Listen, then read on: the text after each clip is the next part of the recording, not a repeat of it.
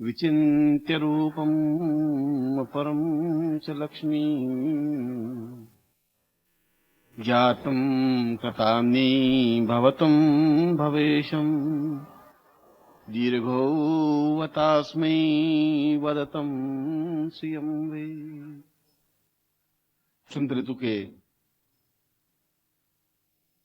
प्रथम दिवस के इस संध्या काल में मैं जो दृश्य शिष्य बैठे हैं और जो अदृश्य ऋषि मुनि योगी बैठे हैं, जिनको आप शायद नहीं देख पा रहे हैं, उन सबको मैं हार्दिक आशीर्वाद देता हूं कि यह वसंत ऋतु और यह जीवन आपकी दृष्टि से पूर्णता, श्रेष्ठता आपको प्रदान करे। ऐसा ही आपको आशीर्वाद देता हूं।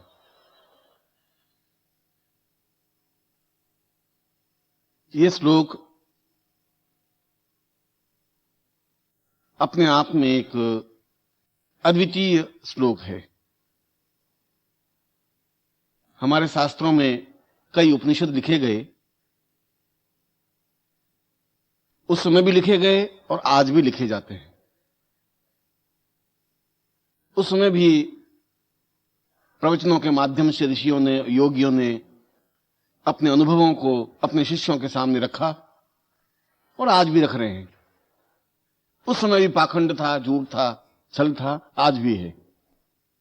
सतयुग जैसी बात कि भाई सतयुग में ही सब कुछ था और कलयुग में कुछ है ही नहीं, ऐसा जीवन में कुछ नहीं था। सतयुग में भी महाभारत का युद्ध होता था, उस युग में भी भाई भाई लड़ते थे, उस युग में भी अपनी पत्नी के कहने से बेटे को जंगल में भेज देते थे, उसमें भी चलता था। मगर इसके बावजूद भी श्लोक में एक बहुत अन्यतम बात कही गई है और मुंडकोपनिषद उपनिषद का तात्पर्य है हम अपने जीवन के सूत्रों को भली प्रकार से समझ सकें और जिस प्रकार से समझ सकें वे उपनिषद कहलाते हैं। आदमी सब कुछ समझ सकता है, अपने जीवन को और जीवन के रहस्यों को नहीं समझ सकता। यह मनुष्य के जीवन की सबसे बड़ी कमी है, त्रुटि है। वह दुनिया को समझ सकता है, जोधपुर को समझ लेगा, बंबई को समझ लेगा, अमेरिका इंग्लैंड को समझ लेगा, मगर वह इस बात को नहीं समझ सकेगा कि मेरे जीवन का उद्देश्य और लक्ष्य, चिंतन और विचार प्रक्रिया और धारणा क्या है, वह नहीं समझ सकता। इसलिए नहीं समझ सकता कि जीवन को समझने का कोई ग्रंथ, कोई विज्ञान उसके पास नहीं है। जीवन को कैसे समझा जाए, इसका कोई चिंतन उसके पास नहीं है। जीवन का मूल रहस्य क्या है, इस प्रश्न पर कभी उन्होंने माथापच्ची की नहीं और इस प्रश्न को उन्होंने एक व्यर्थ का समझ करके छोड़ दिया। शिष्यों ने, समुदाय ने, समाज ने और लोगों ने इसलिए छोड़ दिया कि उनको इस बात का ज्ञान था ही नहीं। आपको किसी को यह ज्ञान नहीं है कि तुम्हारे जीवन का उद्देश्य क्या है। अगर तुम्हारे जीवन का उद्देश्य केवल जिंदा रहना है तो मजबूरी है कि आप जिंदा हैं, इसमें कोई आपका प्रयत्न नहीं चल रहा है, आपने अपनी तरफ से कोई प्रयत्न नहीं किया, मां बाप ने आपको उत्पन्न कर दिया इसलिए आप जिंदा हैं और सांस आपकी चल रही है इसलिए आप जिंदा हैं। जीने की जो कला है, जिंदा रहने की जो कला है, वो आपके पास नहीं है। या मेरे जीवन में मैं किस प्रकार से आनंद और श्रेष्ठता प्राप्त कर सकूं, प्रभु ने मुझे क्यों बनाया है, मेरे निर्माण क्यों किया है, मेरे जीवन का चिंतन, मेरे जीवन का लक्ष्य का क्या हुआ, ऐसा आप नहीं समझ सकते। और नहीं समझ सकते तो जीवन एक भार के समान हम ढोए हुए चले जाते हैं, जिसका हमें यह पता नहीं कि हम कहां से रवाना हुए हैं, हमें यह भी पता नहीं कहां जाके समाप्त होगी। यह जीवन की प्रक्रिया 40 साल की उम्र में खत्म हो जाएगी, 52 साल की उम्र में खत्म, डोर टूट जाएगी, कि 60 साल की उम्र में टूट जाएगी, कुछ पता नहीं। और कल क्या होगा, परसों क्या होगा, 2 साल बाद क्या होगा, ऐसा भी कुछ पता नहीं है। बीमार पड़ेंगे कि नहीं पड़ेंगे, लक्ष्य को प्राप्त करेंगे कि नहीं करेंगे, गुरु के चरणों में लीन हो सकेंगे कि नहीं हो सकेंगे, प्रभु के दर्शन हो सकेंगे, कुछ पता ही नहीं। बस आंख की पट्टी बंधी हुई है और चले जा रहे हैं। एक कोल्हू के बैल को आंखों पे पट्टी बंधी हुई है और वो गोल गोल घूम रहा है, मगर वो शाम को ऐसा सोचता है कि मैंने 20 किलोमीटर की यात्रा कर ली है, क्योंकि वो तो घूमता जाता है, तेल निकल जाता है वो। और अगर आंखें खोल करके देखे तो मुश्किल से 20 फुट भी उसने पूरा पार नहीं किया, मगर चूंकि पट्टी बंधी हुई है, और पट्टी बंधी हुई है तो इस बात का उसको ज्ञान है ही नहीं कि मैं कहां घूम रहा हूं और क्यों घूम रहा हूं, उसको कुछ ज्ञान नहीं है। गले में घंटी बंधी हुई है और तेली उसको मतलब डिस्कोरे मारता है और घूमता जाता है। तेली को भी पता नहीं कि मैं इसको क्यों घुमा रहा हूं, इसके घुमाने के पीछे लक्ष्य क्या है। बैल को इस बात का पता नहीं कि मुझे घूमने के पीछे लक्ष्य क्या है। इस श्लोक में इसी तथ्य को स्पष्ट किया गया है कि यह दिन, यह वसंत ऋतु का प्रारंभ, जहां सरस्वती दिवस कहा जाता है, यह एक क्षण भर पूरे साल में एक क्षण रुक करके हम इस बात का चिंतन करें कि यह पूरा वर्ष हमारे लिए क्यों आवश्यक है और क्या आवश्यक है, मुझे जीवन में इस वर्ष में क्या करना है। अगर आर्थिक उन्नति करनी है तो कैसे करनी है। मैं ये नहीं कह रहा हूं आपकी आर्थिक उन्नति नहीं हो, मैं ऐसा भी नहीं कह रहा हूं कि आप जीवन में उन्नति नहीं करें या रोग मुक्त नहीं हो या पारिवारिक उन्नति नहीं हो, ये सब कुछ हो, मगर कैसे हो इसका तुम्हारे पास कोई उत्तर नहीं है। और इसका मूल मकसद यह है कि वसंतोत्सव, वसंत का मतलब है कि यदि हम वसंत के, पाणिनि ने 6 अर्थ बताए। पाणिनि हमारे यहां के एक बहुत बड़े ऋषि हो चुके हैं और हमारे यहां तो सभी तरह के ऋषि हुए, वशिष्ठ हुए हैं, विश्वामित्र हुए हैं जिन्होंने ब्रह्म ज्ञान को, चिंतन को हमारे सामने रखा, मार्कंडेय हुए हैं जिन्होंने शक्ति की आराधना कैसे की जाए, भगवती शक्ति को कैसे प्राप्त करें इसको स्पष्ट किया है। तो मलुकदास जी भी हुए जिन्होंने कहा कि अजगर करे न चाकरी, पंछी करे न काम, दास मलुका कह गए सबके दाता राम। कुछ काम नहीं करना चाहिए, ऐसे भी ऋषि हुए हैं, उनको भी हमने ऋषि माना है। ये तो जिसको जो ऋषि अच्छे लगे उसका चिंतन और प्रक्रिया है। पाणिनि भी अपने आप में एक अद्वितीय ऋषि बने और उन्होंने वसंत के 6 अर्थ बताए। आज का वसंत की पंचमी है, वसंत ऋतु है, और वसंत का तात्पर्य है कि हम ये पूरे जीवन भर, पूरे वर्ष भर संत की तरह रहें। बसंत जैसा एक संत रहता है, निष्प्रह, निश्चिंत, निर्भीक, बिना डर के, बिना हिचकिचाहट के, ठीक उसी प्रकार से न हम कीचड़ में ग्रस्त के जीवन में लिप्त हों, न हम दूसरे किसी कार्य में लिप्त हों, बहुत ज्यादा आसक्तिपूर्ण नहीं हो, बिल्कुल एक आनंद के साथ इस पूरे वर्ष को व्यतीत कर दें संत की तरह। जो कुछ भी है जिस तरीके से मिल जाता है वह मिल जाए। इस प्रकार के जीवन को जीने की जो प्रतिज्ञा है, जो कला है, जिसको सीखने की चिंतन है, वह आज के दिन गुरु के माध्यम से सीखा जा सकता है। गुरु के माध्यम से क्यों सीखा जाएगा? इसलिए कि मैंने प्रारंभ में तुम्हें कहा कि तुम्हें तो जीवन जीने की कला का ज्ञान है ही नहीं। तुम्हें तो इस बात का ज्ञान नहीं है कि मैं जीवन कैसे जीऊं। तुम्हें इस बात का भी ज्ञान नहीं है कि मुझे जीवन को जीने के कौन सी क्रियाएं अपनानी चाहिए। इसलिए या तो संत की तरह जीवन जीना चाहिए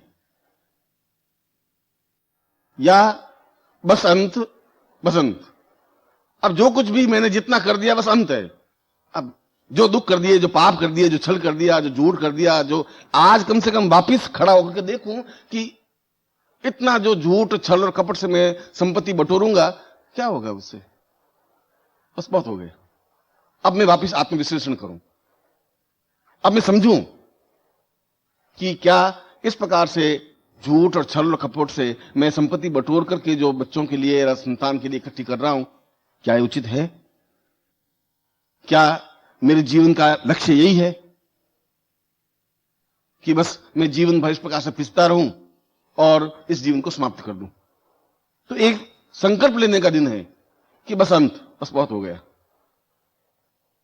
तीसरा उन्होंने अर्थ बताया है कि बसंत का तात्पर्य है प्रफुल्लता, जीवन का उमंग, जीवन का जोश, जीवन का आनंद, जीवन की कला। हम जिस प्रकार से भार में जीवन जी रहे हैं, भार में जीवन का तात्पर्य है कि हमारे अगर चेहरे देखे जाएं, आप सुबह उठ करके अपने खुद के चेहरे को शीशे में देखें तो आप बड़ा डरावना लगेगा। उसमें कोई मुस्कुराहट नहीं है, उसमें कोई खिलखिलाहट भी नहीं है। ऐसा लगता है कि जैसे जबरदस्ती आपको खड़ा कर दिया गया है। आपके जीवन में कोई उमंग नहीं है। और आप किसी को भी बिल्कुल कुरेद करके पूछें भाई क्या हाल चाल, अरे सब ठीक है भैया, बस चला जा रहे हैं, चल रहे हैं। अरे क्या हुआ, अरे बस आप क्या बताएं सर, वो इंदिरा गांधी साली बहुत थी, मर गई, वो बहुत गड़बड़ थी, अब साहब ये आ गए, अब ये क्या कर लेंगे। अरे तुम तो अपने घर का तो संभाल लो, वो करेंगे जो कुछ करेंगे, नहीं करेंगे, मगर राजनीति में सभी परफेक्ट हैं यहाँ भारतवर्ष में। 4 आदमी खड़े होंगे तो वो मगर बुश को ऐसा नहीं करना चाहिए था, वो सब तो मूर्ख, कोई गधा है? अब गार्बेचोव को क्या करने की जरूरत है रूस को तोड़ने की? अरे भाई उनको पूछना था, तुम्हें उनको ज्ञान था नहीं और तुम्हें पूछा नहीं, बहुत गलती हो गई उनकी। बस मगर तुम जवाब जरूर दोगे कि गुरुजी ये आप खुद देखिए, ये मिनिस्ट्री साले बहुत बदमाश है गुरुजी, बहुत चोर हैं। अब वो तो सब बदमाश हैं और चोर हैं, मगर मैं फिर सोचता हूं कि आप खुद क्या हैं, कैसे हैं, तो इसका कोई उत्तर नहीं। तो ये हमारे जीवन का एक चिंतन प्रक्रिया हमारे भार बन गया है, जीवन एक भार बन गया है, जिसमें केवल दूसरों की आलोचना हमारे जीवन में रह गई है। हमारे जीवन का खुद का कोई विश्लेषण नहीं रहा। हम अपने जीवन के बारे में चिंतन नहीं करेंगे। हम दूसरों की आलोचनाएं, दूसरों की बुराइयां, दूसरों की गलतियां, दूसरों की त्रुटियां निकालने की कोशिश तो करेंगे। और वसंत ऋतु इस बात का सूचक है कि हम नए सिरे से उन रहस्यों को, उस कला को गुरु से सीखें जिसके माध्यम से जीवन में आनंद आ सके, जिसके माध्यम से जीवन में प्रसन्नता आ सके, जिसके माध्यम से अपने शरीर में, अपने प्रकृति में, अपने स्वभाव में एक वसंत ऋतु का आगमन हो सके।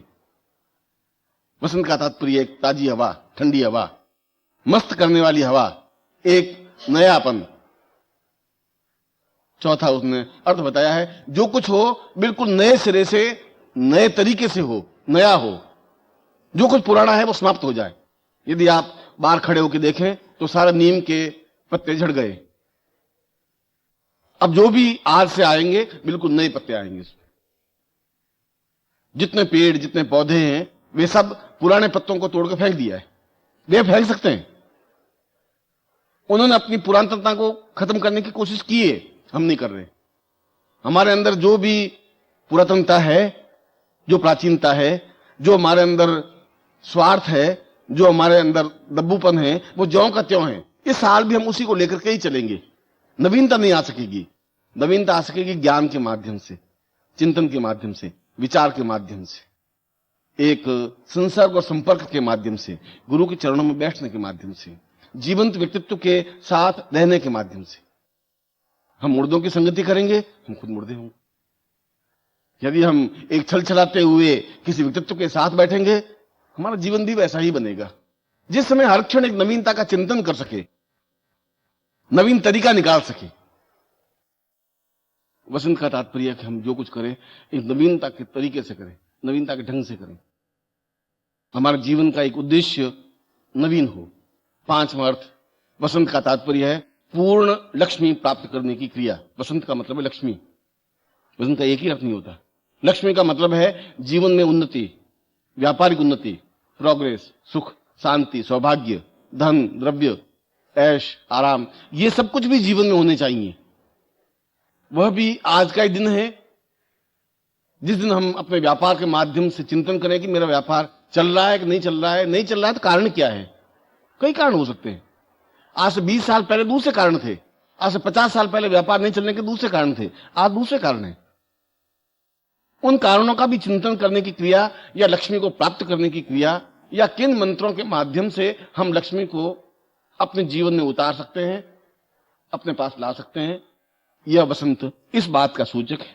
और छठा अर्थ है कि हम अपने जीवन में बुद्धि को प्राप्त करें, हमारी बुद्धि प्रखर हो, स्मरण शक्ति हमारी तेज हो, हम वाक चातुर्य है, बोलने की कला आ सके, सरस्वती दिवस बन सके।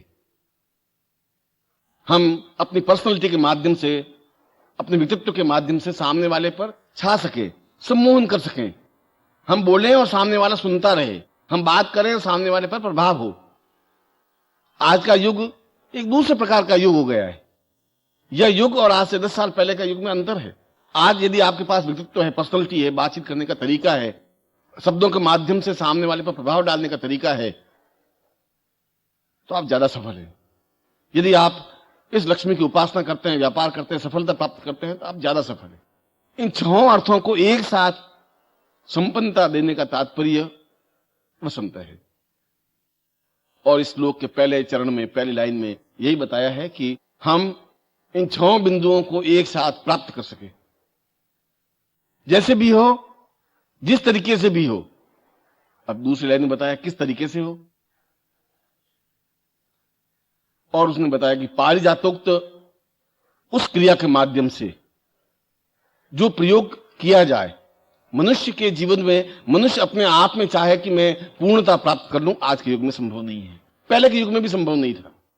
जीवन तो जी सकते हैं, रोटी कमा के खा सकता है आदमी, मगर संपन्नता प्राप्त नहीं कर सकता। आप एक किताब याद कर सकते हैं, 400 श्लोक याद कर लेंगे, 600 श्लोक याद कर देंगे जिंदगी में, मगर आप हजारों ग्रंथ आप याद नहीं कर सकते, स्मरण नहीं कर सकते। आप 2000, 5000, 25,000 कमा सकते हैं, आप लखपति करोड़पति एकदम से नहीं बन सकते साल भर में। इसके लिए अगर आपके पास देवी कृपा नहीं है या देवताओं का आपके पास सहारा नहीं है, तो आप जीवन में पूर्ण सफलता प्राप्त नहीं कर सकेंगे। मनुष्य के माध्यम से सफलता नहीं मिल सकती। मनुष्य को ज्यादा हेल्प नहीं कर सकता, सहायता नहीं कर सकता।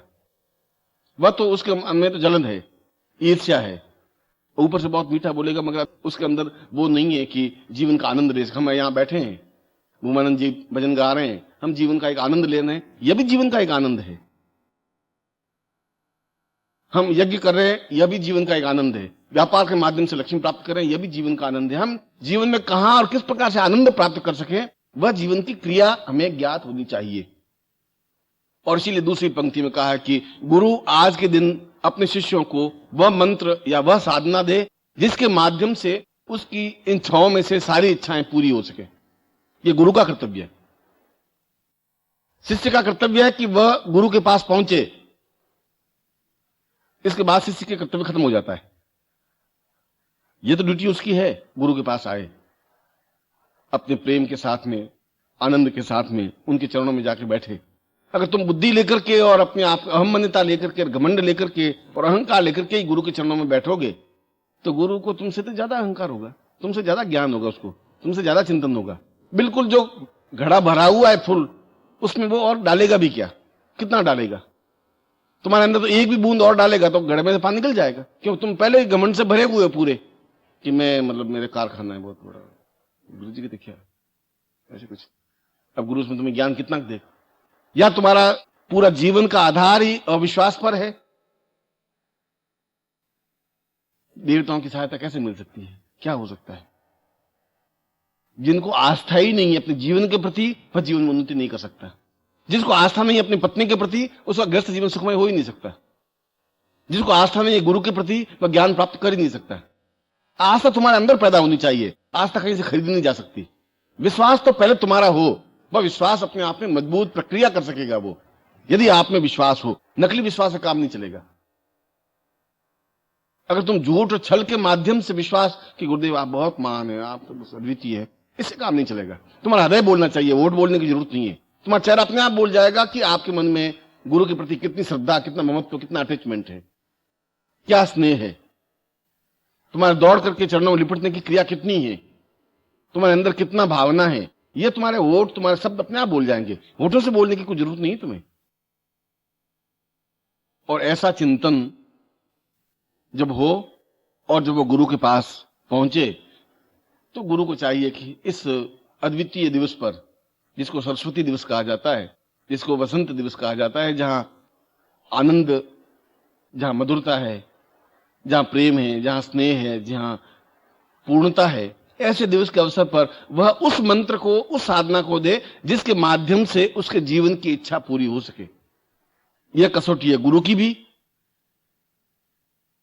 गुरु बच नहीं सकता, गुरु बच के जा भी कहां सकता है। वो अगर मंत्र दे, आप साल भर उसका अभ्यास करें और साल भर में आप खुद डिफरेंस देखें, तब गुरु ने मंत्र सही दिया।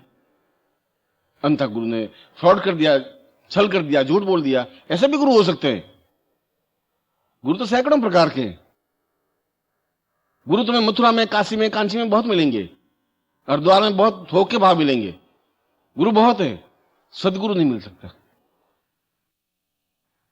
गुरु तो अब आप भगवे कपड़े पहने नहीं गुरु बन गए नहीं, उसमें कोई गुरु बनने में तो कोई जोर लगता ही नहीं। तुलसीदास जी ने कहा है कि नारी मुई घर संपत्ति नासी, मुंड मुंडाए भय सन्यासी।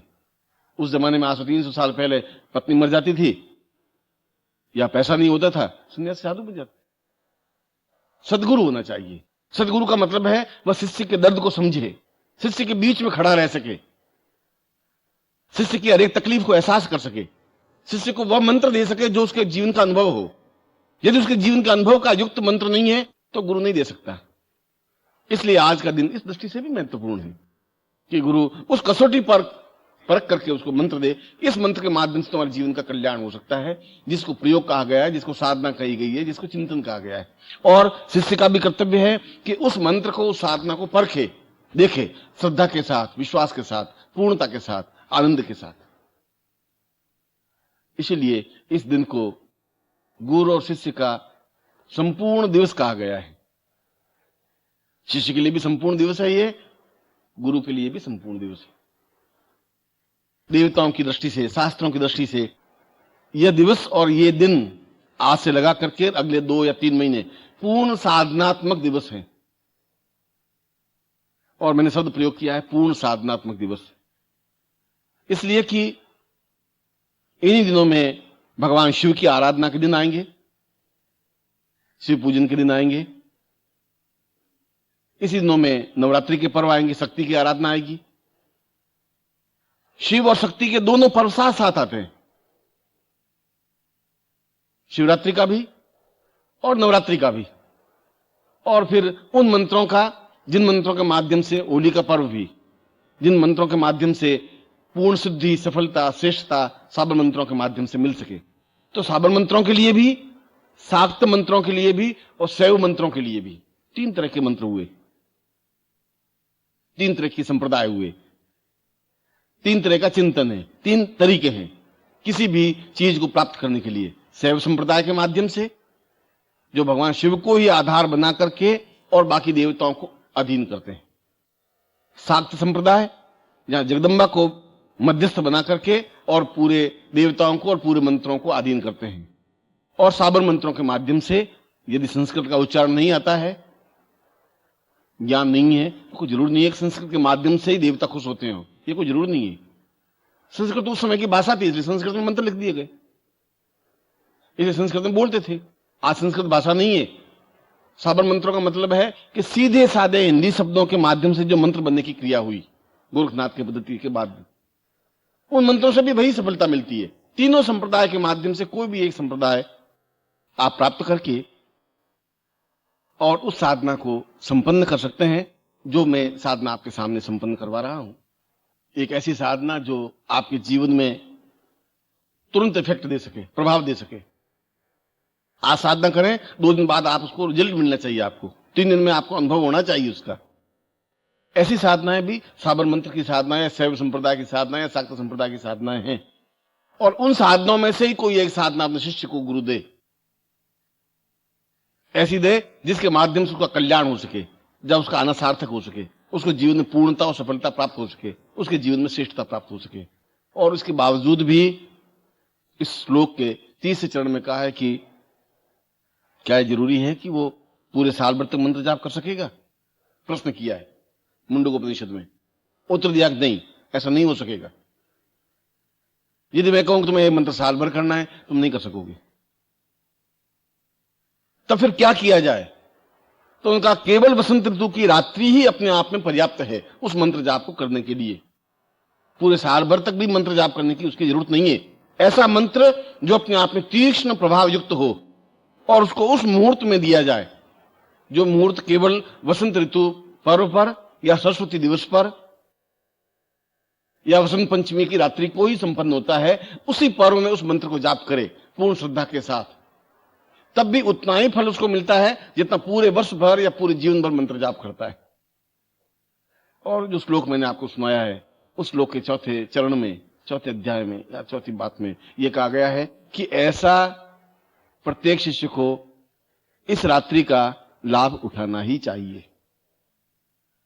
जीवन में तो सकल पदार्थ हैं, मगर भाग्य बिना नर पावत नहीं। नहीं भाग्य है तो नहीं प्राप्त कर सकेंगे, आप मेरे सामने नहीं आ सकेंगे। नहीं भाग्य होते तो आप शायद मुझे नहीं मिलते, आप अपने घर पे होते, मैं अपने घर पे होता। सैकड़ों लोग अपने घर पे शिष्य बैठे हुए हैं। ये तो भाग्य की बात है कि आप और हम दोनों जुड़े हैं। ये भाग्य की बात है कि मैं आपको मंत्र की उस चिंतन को आपको दे रहा हूं। ये भाग्य की बात है कि आप रात को मंत्र जाप करें। ये सारी क्रियाएं आपके साथ की होनी चाहिए। और इसीलिए आज की रात्रि आपके लिए भी और मेरे लिए भी और साधकों के लिए भी अत्यधिक महत्वपूर्ण है। जल्दी शिवरात्रि पर्व आएगा, क्योंकि कुछ साधनाएं ऐसी होती हैं जिनके लिए शास्त्रों ने जानबूझ करके रात्रि शब्द का प्रयोग किया है। यह तो कई साधना है जिसमें रात्रि शब्द का प्रयोग नहीं किया। मगर शिव के साथ शिवरात्रि कहा गया, उसको नवरात्रि कहा गया कि ये प्रयोग रात्रि को ही संपन्न हो। ये बड़ा एक लंबा चौड़ा विवेचन है कि रात्रि को ही पर्व क्यों हो, दीपावली का पूजन रात्रि को ही क्यों हो, दिन को क्यों नहीं हो। यह तो एक और आगे की चिंतन प्रक्रिया है। मगर शक्ति संप्रदाय की जो शाक्त संप्रदाय की जो क्रिया है, और यदि पूर्ण क्रिया के साथ में लक्ष्मी को आबद्ध करने के दिन या क्रिया या पर्व या चिंतन या क्षण दीपावली की रात्रि को एक पर्टिकुलर टाइम में आता ही है, उस टाइम को पकड़ने से जीवन में सफलता मिल सकती है। पूरे 24 घंटे और 12 महीने मंत्र जाप करने से कुछ नहीं होगा। उस पॉइंट को पकड़ लें, उस क्षण को पकड़ लें। और क्षण अपने आप में नश्वर नहीं होता, समाप्त नहीं होता। सब कुछ समाप्त हो सकता है, जो क्षण है वह नहीं बीत सकता, काल खत्म नहीं हो सकता। इसलिए बसंत ऋतु की रात्रि में भी कोई ऐसा पर्टिकुलर टाइम है जिस टाइम में वह क्रिया व मंत्र जाप करने पर निश्चित रूप से उस पूर्ण सिद्धि प्राप्त होती ही है जो हमारा लक्ष्य है, जो हमारा उद्देश्य है, जो हमने सोचा है कि हम जीवन में उन्नति कर सकें, हम जीवन में सफलता प्राप्त कर सकें, हम सौभाग्य प्राप्त कर सकें, हम द्रव्य प्राप्त कर सकें, हम रोग मुक्त हो सकें। ये जो मैंने पत्रिका में आपको दिया है, इसके लिए पूरी रात्रि को मंत्र जाप करने की अपेक्षा उस पर्टिकुलर समय को पकड़ सकें। और इसलिए दीपावली की रात्रि में भी बिल्कुल मुहूर्त निकलता है। इस मुहूर्त में ही लक्ष्मी के पूजन का प्रयोग और मंत्र होना चाहिए। नवरात्रि में भी ठीक वैसे क्षण आते हैं। उन क्षणों की पहचान ग्रंथों में लिखी हुई नहीं है। क्षण तो हमेशा बदलता रहता है। उस पुस्तक में ऐसा लिखा हुआ नहीं है कि 3:18 से ही ऐसा होना चाहिए। इस बार 3:18 से आ जाएगा, अगली बार 2:17 से आ जाएगा। वह तो गुरु ही बता सकेगा, जिसको इस बात का ज्ञान है, यदि गुरु को ज्ञान है तो। इसलिए मैंने कहा कि ये शब्द बार बार लगा रहा हूं कि गुरु को ज्ञान है तो, इसलिए कि अगर ज्ञान है नहीं तो गुरु है, पर ज्ञान है तो सदगुरु है। वो तुम्हारा कल्याण कर सकता है, वो तुम्हारे जीवन को दिशा निर्देश दे सकता है। उसको ज्योतिष का भी ज्ञान होना चाहिए, उसको आयुर्वेद का भी ज्ञान होना चाहिए, उसको शास्त्र का भी ज्ञान होना चाहिए, उपनिषद का भी ज्ञान होना चाहिए, मंत्र का भी ज्ञान होना चाहिए, यज्ञ का भी ज्ञान होना चाहिए, उनको पूर्णता का ज्ञान होना चाहिए, वो आपके साथ घुल मिल करके बात भी करना चाहिए, उसको लौकिक व्यवहार का भी ज्ञान होना चाहिए, तुम्हारी समस्याओं को सुलझाने की क्रिया भी उसके पास होनी चाहिए। और यदि नहीं है तो गुरु ऐसा नहीं कर सकता। आपको गुरुदेव बहुत तकलीफ हो, क्या तकलीफ होती, छोड़ दे, लगा दे लंगोट, आजा पीछे। अरे गुरुजी पत्नी घर में, बच्चे घर में, आप क्या बात, अरे छोड़ दे, सब कुछ छोड़ दे, ये माया नस्वर है। गुरु ऐसा कह सकता है, श्री गुरु नहीं कह सकता। वो कहता तुम वहीं डटे रहो जहां हो, पर वहां सफलता प्राप्त करके मेरे पास आओ। नहीं सफलता मिल रही तो मैं तुम्हारे साथ में हूं। उस ग्रस्त को छोड़ने से तुम्हारा जीवन नहीं बन सकता, लंगोट लगाने से जीवन नहीं बन सकता। तुम सन्यासी हो तो एक अद्वितीय सन्यासी बनो, एहसास कर सकें लोग कि तुम सन्यासी हो। अगर तुम ग्रस्त हो तो अपने आप में पूर्ण ग्रस्त बनकर के दिखाइए। ऐसी दोनों क्रियाएं संत के पास होती है।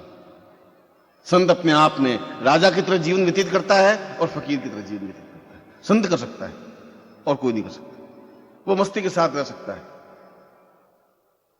वो उस बात की चिंता नहीं होती कि सिकंदर आके खड़ा हुआ है। सिकंदर जब आया भारत को जीतता हुआ तो उसको मन में बड़ा, यूनान से बड़ा माइंड में था कि भारत में क्या देखने की चीजें हैं, कि भारत में एक तो सांप पकड़ करके लोग खड़े होते हैं, उसको देखना, संपेरे यहां प्रसिद्ध थे पहले, और एक संत। तो सिकंदर ने यूनान पूछा अपने गुरु को कि ये संत क्या होता है, ये क्या चीज होती है। उनका तुम यहां नहीं समझ पाओगे, ये तुम भारतवर्ष में जाओगे तो समझ में आएगा कि संत क्या चीज होती। भारतवर्ष में आया और अपने सेनापति को कहा कि मैंने भारत को तो विजय कर लिया, वो तो कोई बात नहीं, अब भारत के हीरे मोती जवाहरात तो लिए, मगर तुम संत को पकड़ के लाओ कहीं से, उसको जरूर देखना है मुझे। उनके महाराज संत ऐसे थोड़ी आएंगे, संत कहां से उठ करके कहां से आएंगे? अरे नहीं, हम सिकंदर हैं, तुम क्या समझ रहे हो हमको? लाओ संत को पकड़ करके ले आओ। वो ढूंढे, फकीर तो बहुत बैठे थे, भिखारी तो बहुत बड़ी 500 इकट्ठे करके बैठ जाए तो उसमें तो सेनापति ने कहा मुझे संत ढूंढना है। वो गया जंगल में, एक लेटा हुआ रेत के ऊपर आनंद के साथ। लोगों ने कहा कि वो बहुत पहुंचे हुए संत थे। सेनापति आज होकर खड़ा हुआ, उसने कहा कि आपको सिकंदर बादशाह ने बुलाया। बादशाह क्या चीज होती है सारी? बादशाह क्या है? एक टके कौड़ी के आदमी को क्या तूने मेरे सामने कैसे लाके खड़ा किया? क्या है? भाग गया, रेत के ऊपर तो पड़ा है नंगा और भाग। अरे क्या मैं सिकंदर महान का सेनापति? उसने होगा, तुम्हारे जैसे हजारों सेनापति मर गए, जिंदा हो गए, हमारा क्या लेता है? वो सेना आया सिकंदर के पास, महाराज वो तो नहीं आएंगे, आप खुद देखना ही हो तो फिर आप चल करके देख लीजिए। उसने कहा तुमने ढंग से लेके आना था। साहब ऐसी कोई वस्तु तो है नहीं, उठा करके लिया। वो तो डांट डपट करके, आपको कैसे डांट की? महाराज वो आपने देखा नहीं है, आप जाकर के देखें तो मालूम पड़ेगा।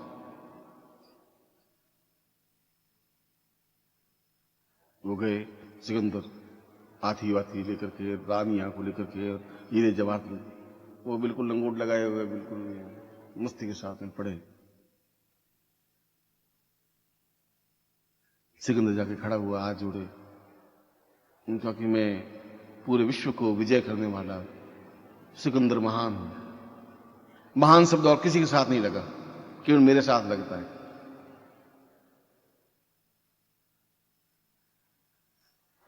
उसने कहा कि तुम कहां से, किस साइड से महान हो? नीचे से या ऊपर से? किस साइड से महान बने? उन्होंने कहा आप बात कैसे करते थे? बात करने की तुम्हें तमीज नहीं है, तुम इधर से खड़े निकल जाओ थोड़ा, ये धूप आ रही है, धूप आने दे मुझे, तो हट, एक तरफ हट जाए। वो बादशाह की तरह रहता है, वो इस बात को चिंता नहीं करता कि सिकंदर महान है, सेलुलस है, कि कौन खड़ा है। निष्प्रह जीवन और अपने आप में अद्वितीय जीवन, जो बादशाह की तरह जीवन जी सके, गृहस्थ में भी और संन्यास में भी एक अद्वितीय जीवन जी सके। जो भी हमारा जीवन हो, हम ऐसा कॉमन जीवन नहीं जिए। 1000 लोग हैं, उसमें हम भी 1000 भेड़ में से एक हम भी भेड़ है, ऐसा जीवन नहीं बनना चाहिए। हम जो कुछ भी हैं, हम हैं, और हमारा अपना अपनी पर्सनैलिटी, हमारा व्यक्तित्व है। करेंगे एकदम दमखम के साथ करेंगे। अगर मैं करूंगा तो ऐसा करूंगा ही। अगर मंत्र पढ़ूंगा तो फिर जगदंबा को प्रत्यक्ष होना ही पड़ेगा, नहीं तो फिर मेरा ब्राह्मणत्व बेकार है, फिर मैं गुरुत्व बेकार है, फिर मैं गुरु नहीं बन सकता। इतनी क्षमता उसमें होनी चाहिए तो वह गुरु बन सकता है, फिर वो ब्राह्मण बन सकता है। रहे बहुत सरल, ये कोई जरूरी नहीं है कि आप अहंकार से भरे हुए रहे। यह तो एक आंख होती है शिष्य के पास भी गुरु को पहचानने की, नहीं पहचान पाता, नहीं पहचान पाता।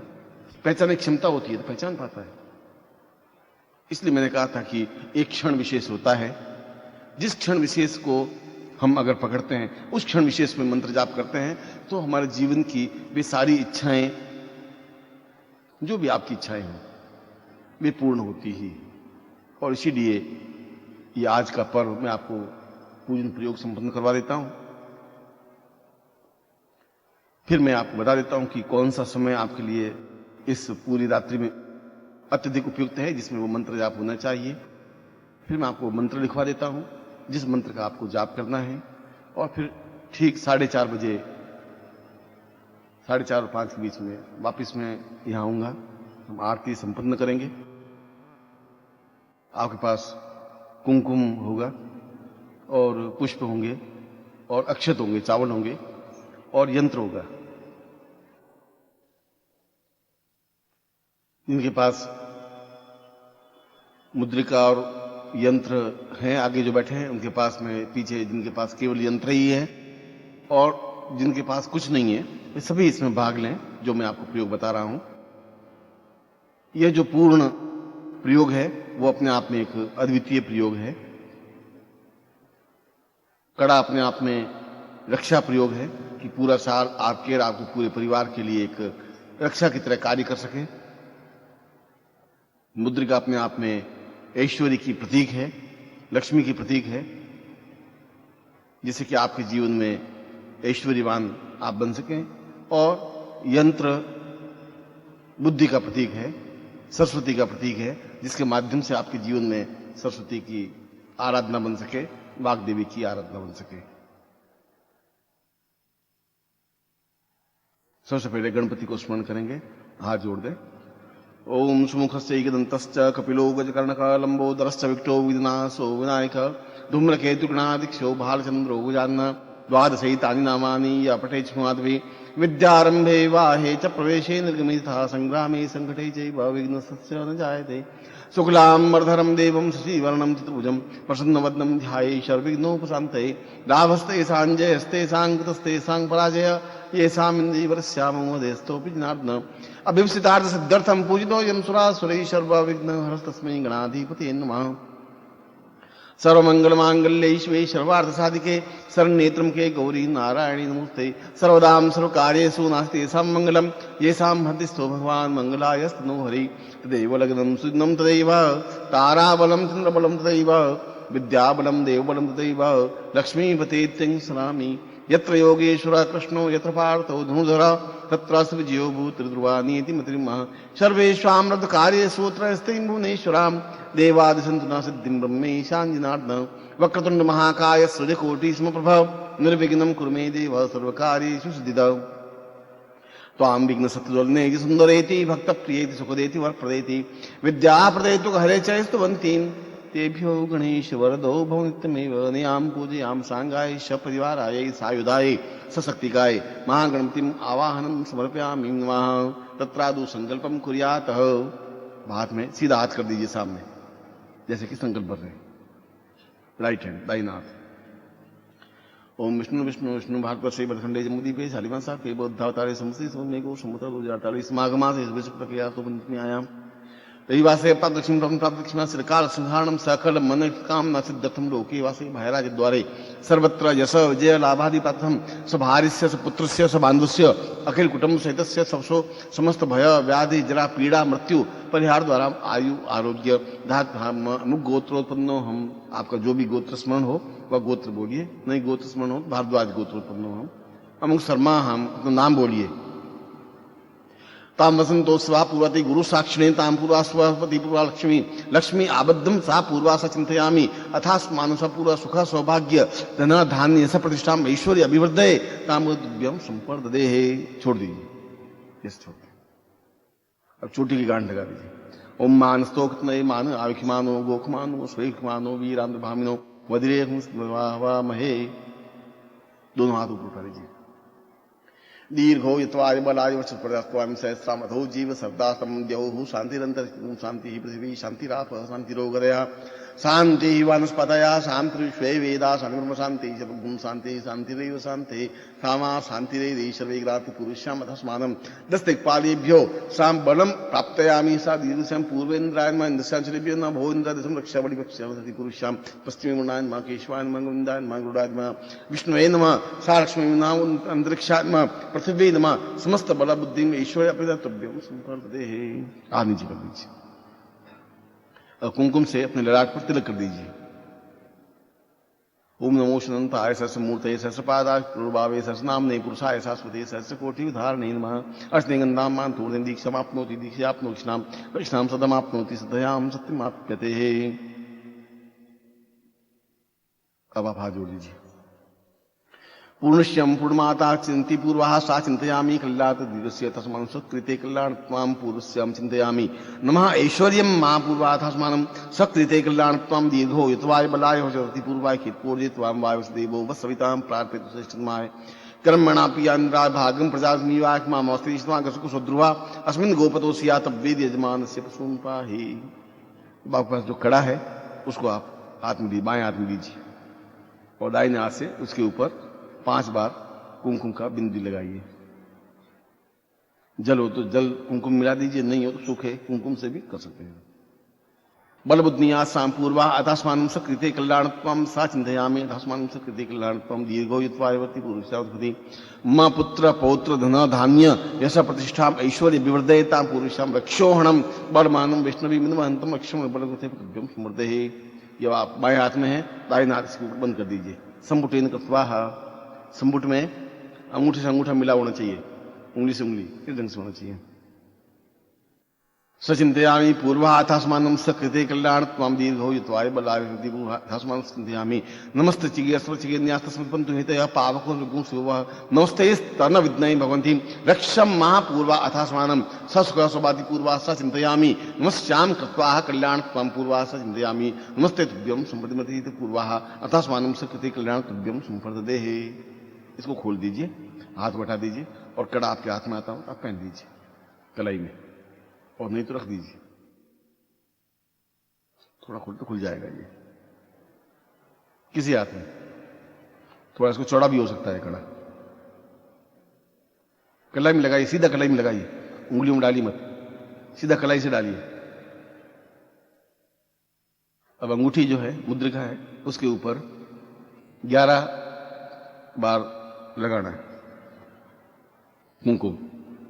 लक्ष्मी नमः लक्ष्मी आवाहयामि स्थापयामि नमः कीर्ति नमः कीर्तिम आवाहयामि स्थापयामि नमः वृद्धि नमः वृद्धिम आवाहयामि स्थापयामि नमः दीर्घाय दीर्घायामि स्थापयामि नमः चिंते चिंत्यामि स्थापयामि नमः पुष्टे पुष्ट्याम स्थापयामि नमः तुष्टे तुष्ट्याम स्थापयामि नमः श्रियेम श्रेयाम स्थापयामि नमः सचिंतयामि तुभ्यं संप्रतिमर्ते पूर्वाहार तुभ्यं संप्रदेः। यंत्र को भी इसके पास में रख दीजिए, अंगूठी के पास, हाथ में, बाएं हाथ में अंगूठी है, अंगूठी के पास में यंत्र को रख दीजिए। अब छोटा सा यंत्र होगा, उसके ऊपर तिलक करिए यंत्र पर।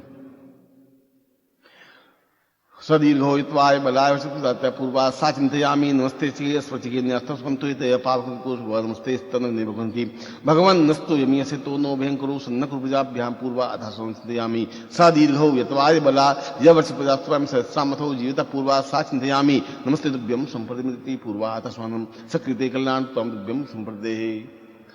अब मुट्ठी में बंद कर दीजिए, आपको राइट हाथ में ले लीजिए, अब दोनों को राइट हैंड में ले लीजिए, मुट्ठी बंद कर दीजिए और सीधे बैठिए और आप मेरी तरफ देखिए, हाथ सीधा कर लीजिए आगे।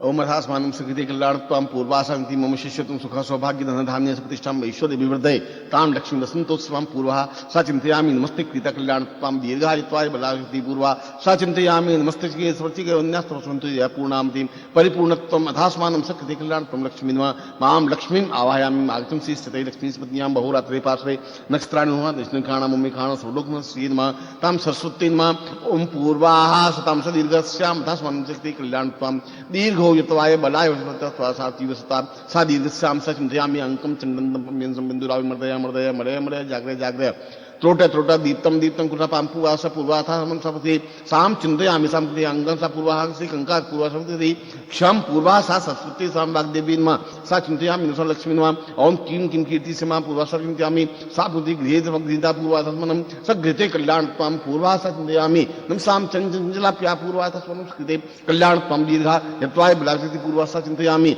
सब जनजि जम्भराति पूर्वा जम्भरात मां पूर्वा तस्मनम सगृते दीर्घा शब्दमनि सतुभ्यं समनोति पूर्वा तस्मनम सकृते कल्याण त्वं पूर्वा सत्वै टंकोरणी पूर्वाथा स्वानं ठंगति पुरडहडहड पूर्वसंजाति मां पूर्वसिंधुस्कोमति भय प्रीतिम सा पूर्वति भयस्पति समस्त सुख सौभाग्य ऐश्वर्यमति आवाहयामि आगच्छ आगच्छ मां लक्ष्मीम् आगच्छ आगच्छ धनं लक्ष्मीम् आगच्छ धान्यं लक्ष्मीम् आगच्छ कीर्ति लक्ष्मीम् आगच्छ वशिष्ठ लक्ष्मीम् आगच्छ पुत्र पौत्र लक्ष्मीम् आगच्छ साम आत्मलक्ष्मीम् आगच्छ मम मंदिरे मम स्थाने मम गृहे स्थापयामि तां पूर्वस्याम् अथास्मानं सकृते कल्याण त्वं चिंतयामि गुरु साक्षिणेन पुरबुद्धि गस्य अथास्मानं सकृते कल्याण त्वं पूर्वस्या चिंतयामि नमस्ते पापको अस्मको शिवः नमस्ते स्तनभक्ति भगवन् स्तुभ्यः पूरयति चिंतयामि नाम पूर्वातारानं सकृते कल्याण त्वं दीर्घो युत्वाय बलवती सा चिंतयामि नमस्ते तुभ्यं सुमति पूर्वाः तस्माद्भ्यं संप्रदेः।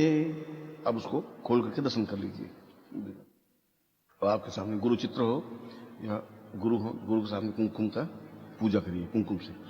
गुरु ब्रह्मा गुरु विष्णु गुरुदेवो महेश्वराय गुरु साक्षात् परब्रह्म तस्मै श्री गुरु चरणकमलेभ्यो नमः। ध्यान मूलम गुरु मूर्तिर्पूजा मूलम गुरु पदम मंत्र मूलम गुरु वाक्यम मोक्षम मूलम गुरु भाव मूकं करोति वाचालं पंगुं लंघयते गिरिं यत्कृपातं वन्दे परमानंद माधवम गुरुचरणेभ्यो स्मभि गुरुपति पूर्वा अथास्मानं गुरु साक्षी रूपेण साम वसंतोत्सव प्रारंभ मम मनोवांछित कामना सिद्ध्यर्थाय सद्यं संप्रदितं प्रार्थयेतः। हाथ जोड़ के प्रार्थना करें। त्वमेव माता च पिता त्वमेव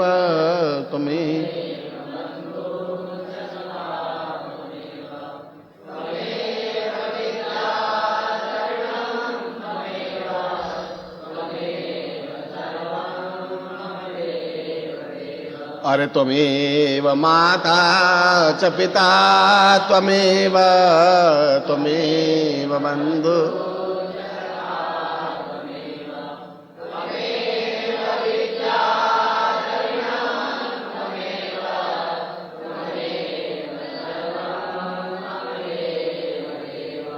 त्वमेव माता च पिता त्वमेव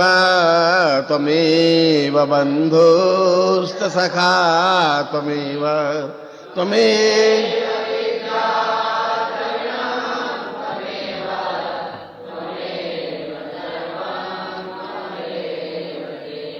अनयाम पूज्याम सांगायश परिवाराय सायुधाय शक्तिकाय मम वसंतोत्सवं प्रारभ्यते सा पूर्वा अथर्मानं सकृते मंत्र जापेण सातभ्यं संपरिमते पूर्वा तद्भ्यं संवर्धते। अब मैं मंत्र नीचे बोर्ड पर आपको लिखा हुआ होगा, आप बोर्ड पर मंत्र देख लेना, मैं यहाँ लिख करके आपको देता हूँ। एक बात और दूसरी बात, आज के दिन का 2:07 से लगा करके और 3:51 तक का विशेष मुहूर्त है। 2:07 से 3:51 तक विशेष मुहूर्त है। इस क्षणों में तो मंत्र जाप होना ही चाहिए और 21 माला मंत्र जाप के बाद में यदि कोई व्यक्ति चाहे तो 5-10 मिनट फिर घूम करके वापस बैठ सकता है, ऐसा शास्त्र विधान है। इसलिए आप आराम से उस मंत्र जाप को करें और मैं 4 बजे वापस आपके यहाँ उपस्थित होऊंगा। फिर हम इसकी पूर्णाहुति प्रयोग जो होगा इसी मंत्र का, जिसका फल आपको मिले और किस तरीके से मिले वो मैं आपको क्रिया करूंगा और करने के बाद में फिर आरती करेंगे और आरती करने के बाद प्रसाद देंगे और उसके बाद में आपकी जैसी क्रिया मैं एक बार फिर आपको बोलिए। ओम ऐं श्रीं ह्रीं पूर्ण वाक् सिद्धिं दिव्यम आगच्छ ह्रीं श्रीं ऐं ओम नमः। वापस बोलता हूं। ओम ऐं श्रीं ह्रीं पूर्ण वाक् सिद्धिं दिव्यम आगच्छ ह्रीं श्रीं ऐं ओम नमः। एक बार फिर बोलिए। ओम ऐं श्रीं ह्रीं पूर्ण वाक् सिद्धिं दिव्यम आगच्छ ह्रीं श्रीं ऐं ओम नमः। आपके पास जो भी माला होगी उस माला से, और नहीं हो तो स्फटिक माला या अकीक माला से मंत्र जाप होता है।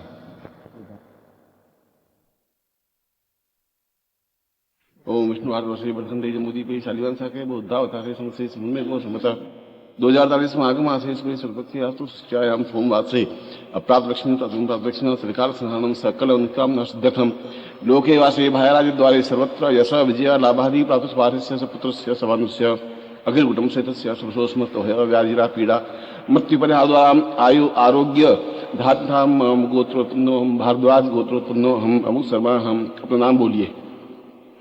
ताम गुरु आज्ञेन साधना पूर्वकम वसंतति धन धान्य यश प्रतिष्ठा ऐश्वर्य अभिवृद्धये ताम पूर्वादि सिद्धा संप्राप्ता नित्याय सर्व सुख ऐश्वर्य साम चिंतयामि मम फलम प्राप्त्यानि सत्पूर्वा सतभ्यम संप्रदते। छोड़ दीजिए। हाथ जोड़िए। अनेन कथेन सांगाय सपरिवाराय सायुधाय सशक्तिहाय मम अथा श्री विविध मंत्रेण रूपेण सापु श्री गुरु मुखम मंत्र रूपेण साम वसंतोत्सव पार्वती विधि मम ऐश्वर्य मतापूर्वा से मनोवांछित कामना सिद्ध्यर्थाय साप आशीर्वाद प्रत्यंता तुभ्यम संप्रतिता आशीर्वाद तुभ्यम संप्रति। और आज का ये साधना क्रम जो कल शाम को मैंने आपके सामने रखा था, और जिस मंत्र का जप आपने किया है, ये मंत्र अपने आप में एक तेजस्वी मंत्र है। इसलिए तेजस्वी मंत्र है कि बाहर से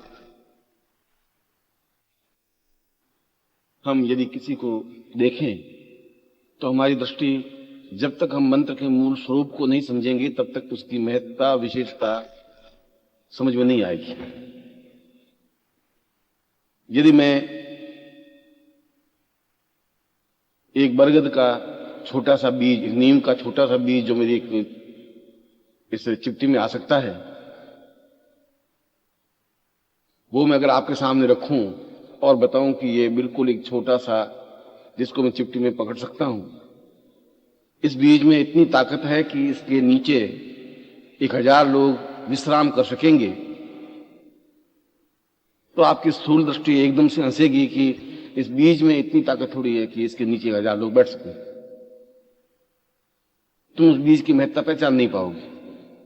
मगर यदि मैं उस बीज को जमीन में गाड़ दूं और उसमें पानी और खाद दूं, तो 2 साल बाद उतना ही बड़ा नीम का पेड़ बन जाएगा जो नीचे नीम का पेड़ है। और वह नीम का पेड़ इतना बड़ा जिसके नीचे 1000 आदमी बैठे हैं, वह उस छोटे से बीज में से ही निकल करके खड़ा हुआ है। तब हम विश्वास होगा कि नहीं, वास्तव में नीम का पेड़ बहुत बड़ा है, नीचे 1000 आदमी गुरुजी ने कहा था, तो वास्तव में बैठ सकते हैं, विश्राम ले सकते हैं, आनंद ले सकते हैं। क्योंकि आपकी स्थूल दृष्टि उस नीम के पेड़ को देख सकती है, बीज में छिपे हुए उस पूरे पेड़ को नहीं देख सकती। ठीक उसी प्रकार से बीज मंत्र मैंने जो आपके दिया है, उस बीज मंत्र की महत्ता को आप नहीं समझ पाएंगे। मगर यदि इसको साधना की खाद और पानी बराबर आप देते रहे, तो एक दिन यह आपके पूरे जीवन को हरा भरा करने में समर्थ है। आर्थिक दृष्टि से भी, आध्यात्मिक दृष्टि से भी, साधनात्मक दृष्टि से भी। और यदि जीवन में हम अगर, एक तो ये सौभाग्य है कि हमने मनुष्य जीवन प्राप्त किया, और मेरी व्यक्तिगत राय में उससे भी ज्यादा सौभाग्य है कि आप मेरे शिष्य हैं। और तीसरी बात कि आपको एक ऐसा गुरु मिल सका है जो जीवित गुरु है। मरे हुए गुरु भी बहुत मिलते हैं, जो खुद ही मरे हुए हैं, वे आपको जिंदा नहीं कर सकते। जिनमें खुद में ही ज्ञान नहीं है, वो आपको चेतना नहीं दे सकते। और फिर यदि हम 1 करोड़ रुपए, 1 अरब रुपए खर्च करके भी यदि हम चाहें कि आज हम कृष्ण के पास में खड़े रह करके गीता का उपदेश सुने, तो समर्थ नहीं है, संभव नहीं है। और यदि हम 5 अरब रुपए खर्च करके भी यदि हम चाहें कि गुरु गोरखनाथ को अपनी आंखों से देख सकें अभी, या उनके शिष्य बन सकें, तो उस जीवित गोरखनाथ के तुम शिष्य नहीं बन सकते। मृत गोरखनाथ के शिष्य बन सकते हो, मृत शंकराचार्य के शिष्य बन सकते हो, क्योंकि वह व्यक्तित्व था और समय में लीन हो गया है। तो वह पीढ़ी बड़ी सौभाग्यशाली होती है जो जीवित गुरु के चरणों में बैठ करके ज्ञान प्राप्त करती है। तुम्हारी आने वाली पीढ़ी शायद मेरी पुस्तकों से ज्ञान प्राप्त कर सकेगी, जीवित गुरु उनको नहीं प्राप्त हो पाएंगे। और यदि हमने इस समय का सदुपयोग नहीं किया, तुम्हारे जीवन का जो भी समय है, 2 साल, 10 साल, 20 साल, या हम नहीं समझ पाए, जैसा कि मैंने कल बताया कि यदि आपका जीवन का घड़ा अविश्वास और बुद्धि से बहुत लबालब भरा हुआ है, तो मेरे कहने का भी कोई फर्क नहीं पड़ेगा। अगर दुर्योधन का घड़ा अहंकार से पूरा भरा हुआ था, तो कृष्ण के कहने से भी कोई फर्क पड़ा नहीं। अगर अर्जुन के अज्ञान से घड़ा भरा हुआ था तो कृष्ण को समझाने पर भी उसका अज्ञान दूर हुआ नहीं, बहुत मुश्किल से दूर हो पाया। मगर तब दूर हो पाया जब बहुत समय व्यतीत हो चुका था। इसलिए आप भी 100 कामों को, 100 से कार्यों को लेकर के ढोए जा रहे हैं, और मेरे से भी आपके पास जीवन में बहुत बड़े कार्य हैं। पत्नी को खुश करना है, बच्चों का पालन पोषण करना है, व्यापार करना है, नौकरी करनी है, कुछ कागज के नोट इकट्ठे करने हैं, बहुत काम है। और उसके बाद में यदि कोई समय मिल जाएगा तो 2-4 मिनट के लिए गुरु जी के पास भी चले जाएंगे शौक करने के लिए कि चलो गुरु जी आ गए, अब क्या समझाएं भाई, तुम्हारा विचार क्या है? 5-7 दिन रहेंगे, दुकान बंद पड़ी है गुरु जी, तो मैं आज शाम को चला जाऊं, तो कैसा विचार है? बाकी ये सब शरीर आपका है, जीवन आपका है, बस आप लोग कुछ ऐसा जीवन नहीं होना चाहिए। इसलिए मैं बार बार, जितनी बार भी शिविरों के माध्यम से, पुस्तकों के माध्यम से, शब्दों के माध्यम से बार बार आपके हृदय पर दस्तक देता हूं, आवाज देता हूं। उस दरवाजे को खोलने के लिए हर बार क्रिया करता हूं, हर बार कोशिश करता हूं कि आपके हृदय के दरवाजे खुले। मैं भी बार बार इसलिए प्रयत्न करता हूं कि जो जंग लगा हुआ दरवाजा है शायद कभी न कभी चरमरा करके खुलेगा ही खुलेगा। रोज धक्का देंगे तो कभी न कभी खुलेगा। और आप भी बहुत समर्थ सक्षम हैं कि दरवाजे इतनी मजबूती से बंद कर रखे हैं कि मैं चाहे कितना ही ठकठगाट करूं, वो दरवाजे पूरे खुलते नहीं। फिर भी मैं अपना प्रयत्न कर रहा हूं, और मुझे विश्वास है आप पर इसलिए विश्वास है कि आप मेरे ही आत्मीय हैं। मैं अपने आत्मा को या अपने हाथ को बुरा भला नहीं कह सकता। मैं ऐसा नहीं कह सकता कि मेरा हाथ कमजोर है, या मेरा पांव कमजोर है, या मेरी आंख कमजोर है। ऐसा कहना उचित नहीं। और आप ही मेरे हाथ और पांव और आंख और नाक और कान हैं। इसलिए मैं आपको किसी प्रकार से ऐसा कोई शब्द प्रयोग नहीं कर रहा हूं जो आपको तकलीफदायक हो, मगर ऐसे शब्दों का प्रयोग जरूर कर रहा हूं जो आपकी उन्नति के लिए संभव हो, और इस जीवन में हम सिद्धाश्रम जा सकें। जितने भी क्षण मेरे पास हैं सिद्धाश्रम ने दिए हैं, उन क्षणों का अगर उपयोग कर सके तो आप निश्चय ही मेरे साथ वहां तक जा सकते हैं, उस आनंद को प्राप्त कर सकते हैं, उस जीवन के ऐश्वर्य को अनुभव कर सकते हैं। और ऐसा क्षण आपके जीवन में आए, मैं ऐसा ही आपको आशीर्वाद दूंगा।